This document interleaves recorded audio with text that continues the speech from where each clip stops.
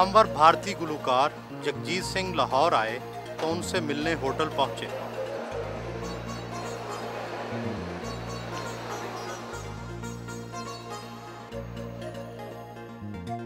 वो बड़े तपाक से मिले, बेतकल्लफी का इजहार करते हुए हंसी मजाक भी किया। सुबह उठकर सबसे पहला काम क्या करते हैं? ब्रश व्रश करके फिर मैं निकल जाऊँ वॉक करने के लिए। I walk around 4 to 5 kilometres और चाय वाय पी के फिर घर पर आ जाते हैं। फिर घर नहा धो के फिर नाश्ता कर लेते हैं, फिर रियाज करते हैं। रियाज किस अंदाज में करते हैं? रियाज तानपुरे पे वोकल एक्सरसाइज जो करते हैं, कुछ वोकल एक्सरसाइज होती हैं। क्या अंदाज होता है? नहीं, वो यहाँ नहीं बता सकते ना, वो तो सोए जब जैसे नहीं जब खरीद लगा रहे हैं कुत्ते की तरह वो कर रहे हैं। So many exercise you have to do. इससे क्या फायदा होता है? ये करके देखिए आप। इससे चेस्ट की एक्सरसाइज अलग है, वोकल कॉर्ड्स की अलग है। ये सब सुबह सुबह करना पड़ता है ना, और मेंटेन करने के लिए। नहीं तो क्या आपका गला एक दिन आप लेट हो जाएंगे तो बैठ जाएगा, ज़्यादा गा लेंगे बैठ जाएगा, तो उसको मेंटेन करना पड़ता है।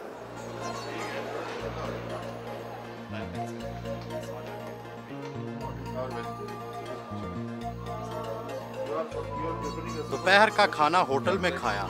चित्रा सिंह भी हमरा थी।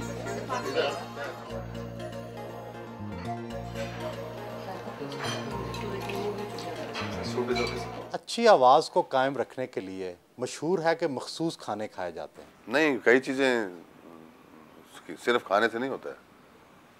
आपका सोना इम्पोर्टेंट है, किस वक्त आप उठते हो, और खाना बर्फ़ पीते हो, अचार खाते हो। पाकिस्तान और भारत में मौसीकी के हवाले से क्या फ़र्क समझते हैं? मौसीकी तो वही है दोनों मुल्कों की, सिर्फ गाने वाले अलग अलग हैं। देखिए, मौसीकी दो तरह की होती है। एक अच्छी मौसीकी होती है सुर में, एक होती है गंदी मौसीकी, बेसुरी, नॉइस। बाकी मौसीकी all over the world same है, सेम 7 नोट्स हैं। उनका आप ठीक से गाओगे तो अच्छे लगेंगे, और शोर मचाओगे तो बुरे लगेंगे। पॉप म्यूज़िक को आप कैसा समझते हैं? पॉप म्यूज़िक अच्छा है, there is nothing wrong in pop music. सिर्फ देखिए गाने वाले पे है, आप कैसे क्या चीज़ गा रहे हो। एक पॉप म्यूज़िक सुरीला भी हो सकता है, अच्छा गाना भी हो सकता है, और पॉप शोर भी हो सकता है, बेसुरा भी हो सकता है। सर, सिर्फ पॉप म्यूज़िक का ये मतलब नहीं है कि बड़े बड़े बाल कर लिए और अजीब से कपड़े फटे हुए पहन लिए और उछल कूद के गा रहे हो। That is not music. वो तो आप कुछ तमाशा कर रहे हो, जो हमारे मदारी वगैरह नहीं करते थे, वो था। और कुछ मुजरे वुजरे होते थे पहले उस तरह का, तो म्यूज़िक थोड़ी उसकी म्यूज़िक बनते ही नहीं उसको। पाकिस्तान और भारत में मौसीकी की समझ के हवाले से क्या फ़र्क है? नहीं है, सुनने वाले दोनों मुल्कों में। पाकिस्तान में तो खैर रवायत थोड़ी सी कम हुई है इस वक्त, कॉन्सर्ट्स नहीं होते हैं इतने क्लासिकल मौसीकी ये वगैरह। लेकिन इंडिया में तो इट्स ए रेगुलर फीचर, क्योंकि हमारे जो सीज़न शुरू होते हैं अक्टूबर से लेके मार्च तक, all over the country there are about 15-20 conferences of classical music. तो हमारे गज़ल के प्रोग्राम होते रहते हैं 40-50 साल में कम से कम, ऑल ओवर द कंट्री। नौजवान नस्ल क्या गज़ल की गायकी को समझती है? नहीं, गज़ल की गायकी जो है ना, गज़ल गायकी की चीज़ नहीं है, गज़ल पोइट्री की चीज़ है। उसको आप कैसे गाते हो, ये it varies from artist to artist. इसके कोई फार्मूले नहीं है। जो शेर एक शायर ने कहा है, मिसरा जो कहा है, उसका एक्सप्रेशन क्या हो सकता है, it varies from Begum Akhtar to Mehdi Hassan. There are so many variations of one मिसरा। आमतौर पे शराब, शायरी और गायकी को एक ही नज़र से देखा जाता है। नहीं, रॉन्ग है वो। शराब और गायकी का कोई मतलब नहीं। जो लोग देखते हैं वो अयाश हैं, क्योंकि वो शराब का लुत्फ, जब आप शराब पीते हो साथ में नमकीन खाना होता है, तो वो चाहते हैं साथ में म्यूज़िक भी हो, कुछ थोड़ा सा मुजरा भी हो। They want to enjoy their evening, their शराब। They are not connoisseurs of music. आप अपनी शायरी की सिलेक्शन कैसे करते हैं? हम पढ़ते रहते हैं, बुक्स पढ़ते रहते हैं, रसाले पढ़ते रहते हैं, शायर हमको भेजते रहते हैं, तो उसमें जो हमको सिंपल लगता है, अच्छा थॉट लगता है, हम सेलेक्ट कर लेते हैं। आप और चित्रा सिंह की जोड़ी ने मौसीकी की दुनिया में नई मिसाल कायम की। आखिर इस जोड़ी को किसकी नज़र लगी? नहीं, जोड़ियाँ तो पुरानी भी थी, पुरानी कई जोड़ियाँ हैं जो हमारे। राजेंद्र मेहता नामक एक जोड़ी थी, फिर भूपेंद्र मिताली ने हमारी देखा देखी बनाई, रूप कुमार राठौर, अब जोड़ियाँ तो हैं। आपको किसकी नज़र लगी? डेस्टिनी की बात होती है, जैसे matter of destiny. It's matter of luck. अब आप दोबारा इकट्ठे हो गए हैं, इकट्ठे ही हैं, अलग थोड़ी हैं। लेकिन इकट्ठे गाते नहीं। हाँ, गाते नहीं हैं वो, बस वो सुनती हैं आजकल। She approves my singing. Pakistan में मशहूर रवायत है, मौसीकी से बादल बरस सकते हैं, गिलास टूट सकते हैं। क्या आपको कभी ऐसा तजर्बा हुआ? नहीं, मुझे तो ऐसा कोई तजुर्बा नहीं हुआ।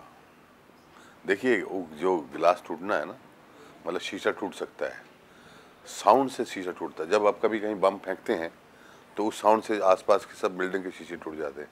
That is the vibration of the sound. तो उसको एक्सप्रेशन कुछ ऐसा आप साउंड निकालेंगे जिससे ऐसा इम्पैक्ट आएगा तो शीशे टूट जाएंगे। It's possible is there. और वो जो आग लग गई या कि उसके इससे रिलेटेड टू जो शरीर का म्यूज़िक का जो ताल्लुक है ना, वो आपकी बॉडी से बहुत है, आपकी जहन से, आपकी बॉडी से। जो 7 चक्रास जिसको बोलते हैं बॉडी में, उसको वो रिवाइव करता है, उसको जागृत करता है। तो कुछ कॉम्बिनेशंस जो म्यूज़िक के हैं, कुछ रागों के ऐसे हैं कि उससे आपका जो ब्लड प्रेशर हाई होता है, उसमें शरीर में गर्मी पैदा होती है। तो उसका जो दूसरा एक्सप्रेशन है, दूसरा इंप्रेशन ये है कि संगीत से चिराग जलने लगे। उस लाउड एक्सप्रेशन अगर देखा जाए तो ये है कि सब उन्होंने राग दीपक गाया तो वो चिराग जलने लगे। पाकिस्तानी अवाम और भारतीय अवाम में क्या फ़र्क देखा? कुछ नहीं, सब एक से, दोनों एक से हैं। अच्छा, दोनों एक से, दोनों की वही बुरी आदतें हैं, वही अच्छी आदतें हैं, वही ज़ुबान है, वही खाना पीना है, सब एक से हैं। कोई फ़र्क नहीं लगा मुझे। वो आने से पहले लग रहा था यार पाकिस्तान जा रहे हैं, पता नहीं क्या होगा, कैसे लोग होंगे क्या। यहाँ आके तो लगा रहे अपने ही लोग हैं सब। भारतीय सियासत और पाकिस्तानी सियासत में कुछ फ़र्क नज़र आया आपको? नहीं, हम सियासत की बात नहीं करते। नज़र आ रहा है जो कुछ कर रहे हैं वो अच्छा कर रहे हैं। It's a very good beginning. दोनों मुल्कों के जो इस वक्त हेड हैं, they are in a good mood to settle everything. और ये हो जाए तो it will be a favour to the next generation. जो हमारी जो जनरेशन आ रही हैं, बच्चे जो हमारे आगे आ रहे हैं, उनके लिए बहुत बड़ी फेवर होगी है। पाकिस्तानी मौसीकी के बारे में आपकी क्या राय है? डोंट नेम पाकिस्तानी मौसीकी, इंडियन मौसीकी, इंग्लिश मौसीकी। मौसीकी मौसीकी है, ब्रांड मत लगाइए इसको। पाकिस्तानी मौसीकी कहाँ से आई है? पाकिस्तान 50 साल 60 साल पुराना है ना, वही मौसीकी है ना जो पहले इंडिया में थी, वही है ना। तो इसको अलग मत करिए, यही कसूर है, इसी से गड़बड़ हो रही है सब। मौसीकी इज मौसीकी। आपने मालकौंस का नाम बदला है? अभी तक नहीं बदला ना। मालकौंस ही है ना पुराना। गुलूकार अभी मैं महनाज को सुन रहा था, बड़ी अच्छी गा रही थी अभी टीवी पे। और बाकी पुराने फनकारों में तो जो फरीदा खानम हैं, खान साहब, मेहंदी हसन, अपने कराची में आजकल बीमार हैं बेचारे, but he had a very good inning. और I think is one of the best गज़ल गो, जिन्होंने गज़ल के एक्सप्रेशन को सही मायनों में प्रेडिक्ट किया है। उर्दू शायरी और हिंदी शायरी में कोई फ़र्क महसूस करते हैं? हिंदी का अपना रंग होता है, हिंदी में हिंदी के वर्ड हैं, उनका अपना एक्सप्रेशन है।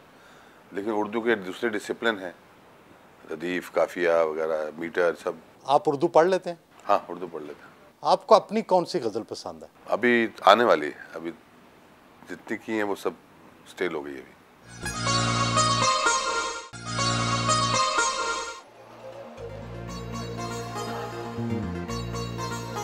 सिखों के मुकद्दस मजहबी शहर ननकाना साहब रवाना हुए।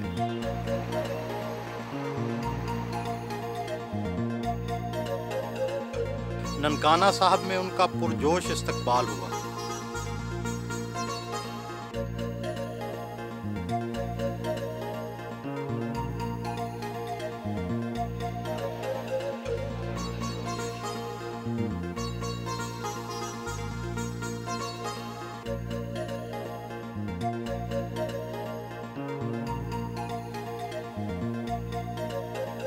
खजानियां वास्ते पेट कर दें पातशाह जी, जिन्होंने जिन्होंने खजानियां में माया हाजिर दियाँ शुभ मनोकामना पूर्ण करने खजाने कबूल।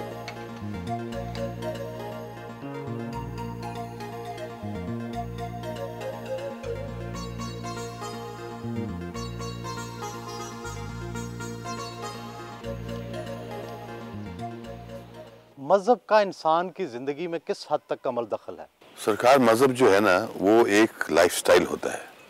वो आपको ये सिखाता है कि जीना कैसे है। मैं जो इंटरप्रिटेशन करता हूँ मज़हब की, बाकी जो चीज़ें हैं, मंदिर जाना, टीका लगाना, घंटे बजाना, these are rituals, these are not important in life.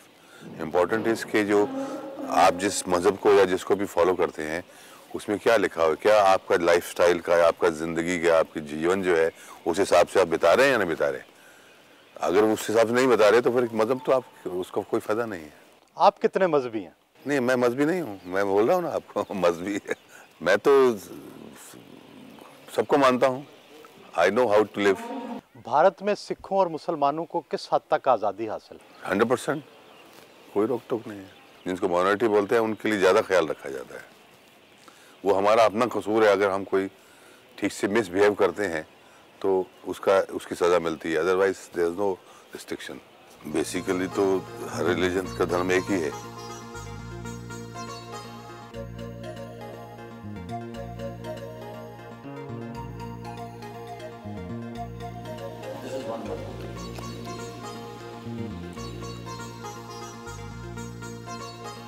सारे बच्चे अरदास करो, वही सारे मुस्कुराते हैं।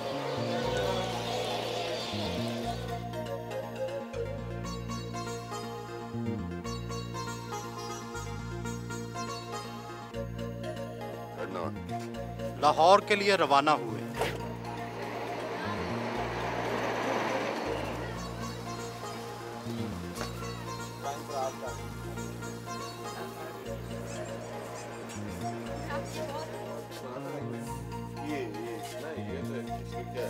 आप अपनी शॉपिंग खुद करते हैं या कोई और? इट डिपेंड्स कि क्या शॉपिंग करनी है। घर के लिए अगर मुर्गी, तेल, नमक खरीदना है तो वो तो ड्राइवर करके लाएगा। मुझे अगर अपने जूते खरीदने हैं, कपड़े खरीदने हैं तो मैं खुद करूँगा। आपको शलवार कमीज ज़्यादा पसंद है या कुर्ता पजामा? देखिए, अभी तक तो कुर्ता पजामा पहनते आए हैं, तो अभी घर जाके एक्सपेरिमेंट करेंगे शलवार के ऊपर। शलवार वैसे लंबे आदमी को अच्छी लगती है। हमारा ख्याल है पजामा लंबे आदमी को अच्छा लगता है। अच्छा, चलो दोनों पहन लेंगे, नीचे पजामा ऊपर शलवार। आप गहरे रंग पसंद करते हैं या हल्के? हल्के, क्योंकि मेरा अपना रंग गहरा है ना। और क्या, हर दिन का एक अलग रंग होता है। जैसे संडे का जो रंग है वो सन के आसपास होना चाहिए, orange colour. Monday is moon, Monday का वाइट होना चाहिए। ट्यूसडे का जो है वो मार्स का कलर है, रेड कलर होना चाहिए। वेडनेसडे का ग्रीन होना चाहिए। थर्सडे का अपना येलो होना चाहिए। फ्राइडे का वाइट होना चाहिए।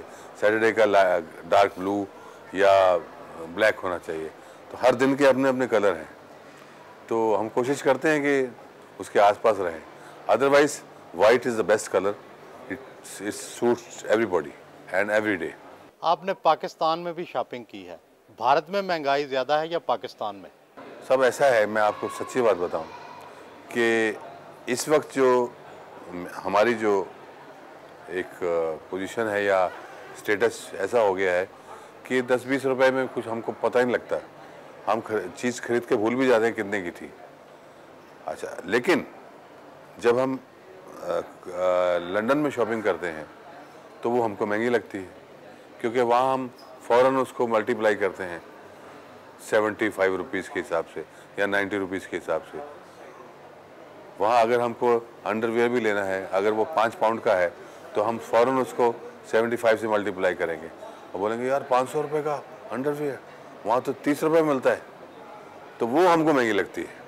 बाकी यहाँ की चीज़ तो हम सोचते हैं यार ये तो पीनट्स है, बहुत सस्ता है। फोर्ट्रेस स्टेडियम लाहौर में शॉपिंग की।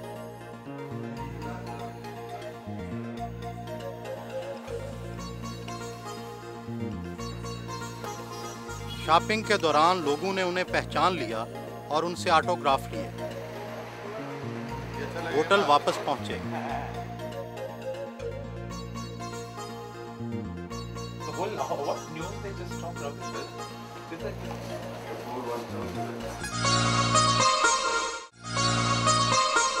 गुलकारी के आगाज से शोहरत तक का सफर कैसे तय हुआ?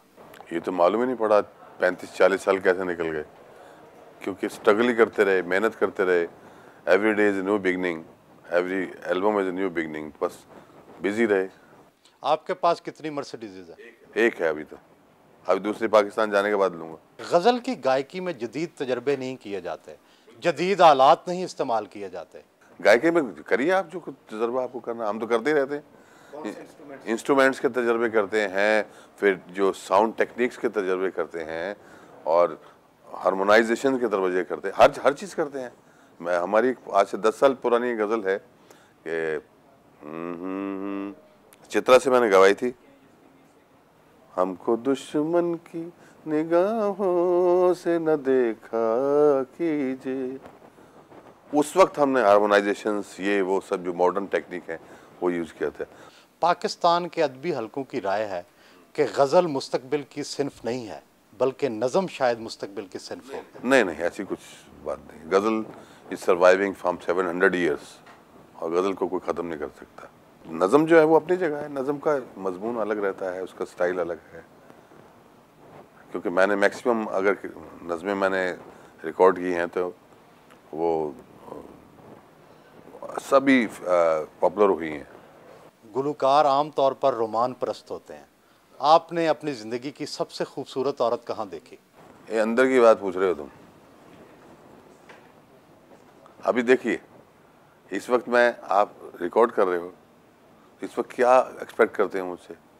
सबसे खूबसूरत मेरे साथ है। चित्रा इस सबसे खूबसूरत औरत है इस संसार की।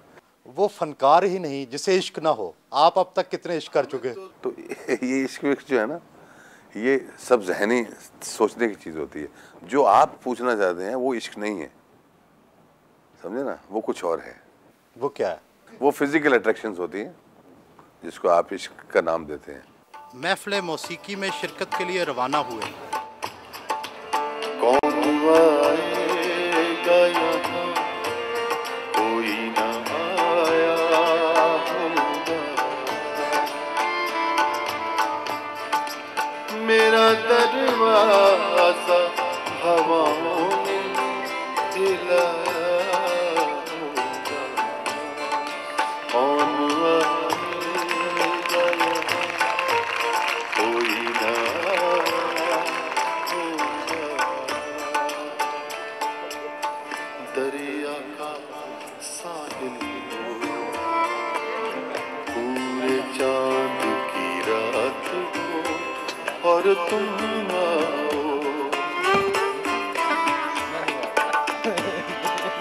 दिल नादान धड़क, दिल नादान धड़क।